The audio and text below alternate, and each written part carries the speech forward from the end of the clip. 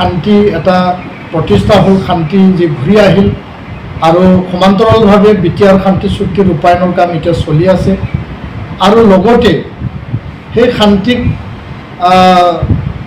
এটা এজেণ্ডা হিচাপে লৈ পেলাই আগন্তুক দিনত জাতীয় দল সংগঠনসমূহে বিভিন্ন দিশত আমি কাম কৰি আছোঁ আৰু এই দিশত চৰকাৰো শান্তি প্ৰতিষ্ঠা আৰু উন্নয়নৰ হকে কাম কৰি আছে। এই বড়োলেণ্ড মহোৎসৱত আমি 2 দিনীয়া কাৰ্যসূচীত বিশেষ কিছু কাৰ্যসূচী আমি ৰাখিছোঁ। প্ৰথম দিনা 15 তাৰিখে ৰাতিপুৱা ভাগত আমাৰ পতাকা উত্তোলন থাকিব 4টা সংগঠনৰ আৰু ইয়াৰ লগতে উপেন ব্ৰহ্মৰ প্ৰতিমূৰ্তিত আমি পুষ্পাঞ্জলি অৰ্পণ কৰিম আৰু 6:30 4:06 বজা সন্ধিয়া দেশৰ ভাৰতৰ মাননীয় প্ৰধানমন্ত্ৰী নৰেন্দ্ৰ মোদী ডাঙৰীয়া সেই অনুষ্ঠানত উপস্থিত থাকিব। তেওঁ আমি নিমন্ত্ৰণ জনাইছোঁ। তেওঁ এতিয়ালৈকে আমাক সন্মতি প্ৰদান কৰিছে তেওঁ অফিচৰ পৰা। তো ইয়াৰ কাৰণে অসম চৰকাৰৰ তৰফৰ পৰা লাগি আছে আৰু বিভিন্ন তৰফৰ পৰা লাগি আছে, কাৰ্যসূচী আছে। ইয়াত আমাৰ যি 21টা GI ৰিকগনিশ্যন পালে সেই জিঅ'গ্ৰাফিকেল ইণ্ডিকেশ্যন যিখিনি আইটেম তাক ডিছপ্লে কৰা হ'ব। বাগৰুম্বা নৃত্যকে আদি কৰি আন জাতি জনগোষ্ঠীৰ নৃত্য প্ৰদৰ্শন কৰা হ'ব।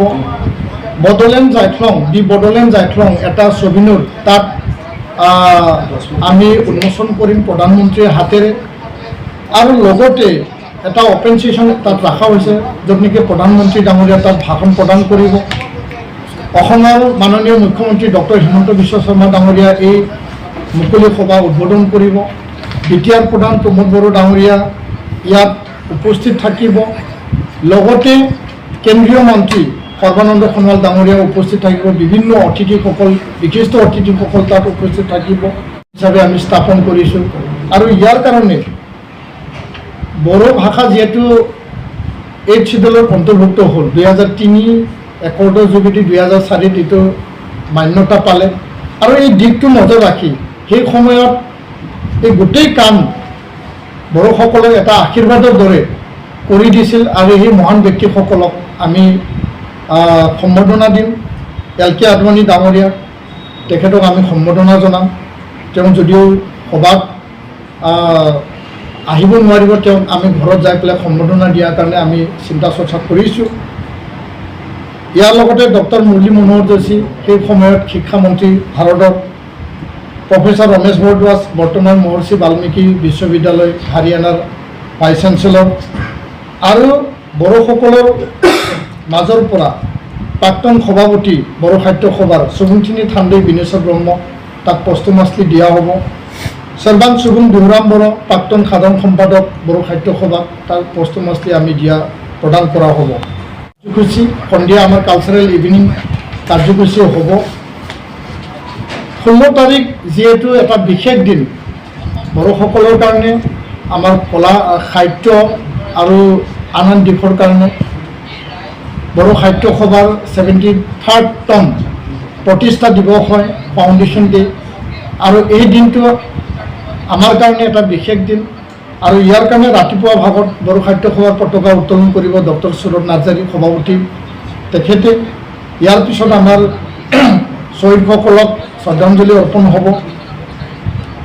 ৰাজঘাটৰ পৰা যন্তৰ মন্তৰ প্ৰায় 7-8 কিলোমিটাৰ এই দীঘলীয়া পথ আমি প্ৰায় 4000 ইয়াত যিখিনি লোক উপস্থিত থাকিব তেওঁলোকে সাংস্কৃতিক এটা শোভাযাত্ৰা, এই দীঘলীয়া যাত্ৰা আমি তাত শান্তিৰ হকে বা সমন্বয়ৰ হকে আমি এটা ৰেলী আমি আয়োজন কৰিছোঁ ৰাজঘাটৰ পৰা যন্তৰ মন্তৰলৈকে।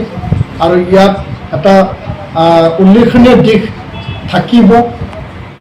3 বজাত আমি কাৰ্যসূচী ৰাখিছোঁ এডুকেশ্যন আৰু literary discussion 73rd foundation day Bodo সাহিত্য সভাৰ লগত সংগতি ৰাখি ইয়াত ৰাষ্ট্ৰীয় শিক্ষা নীতি নেশ্যনেল এডুকেশ্যন পলিচি 2020 যিহেতু এতিয়া ইমপ্লিমেণ্টেশ্যন হৈছে, ইয়াৰ ওপৰত আলোচনা হ'ব, য'ত নেকি দেশৰ শিক্ষামন্ত্ৰী ধৰ্মেন্দ্ৰ প্ৰধান ডাঙৰীয়া থাকিব। লগতে সাহিত্য একাডেমীৰ সভাপতি ডক্টৰ মাধৱ কৌশিক ডাঙৰীয়া থাকিব।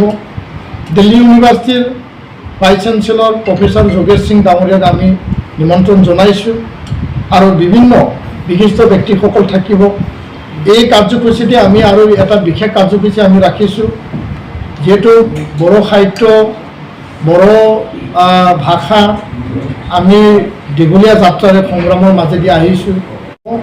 6 বজাত আমি অন্য এটা কাৰ্যসূচী ৰাখিছোঁ, ইণ্টাৰনেশ্যনেল বড়ো কালচাৰেল মিট আৰু discussion on building sustainable and vibrant Bodoland region through culture আৰু টুৰিজিম।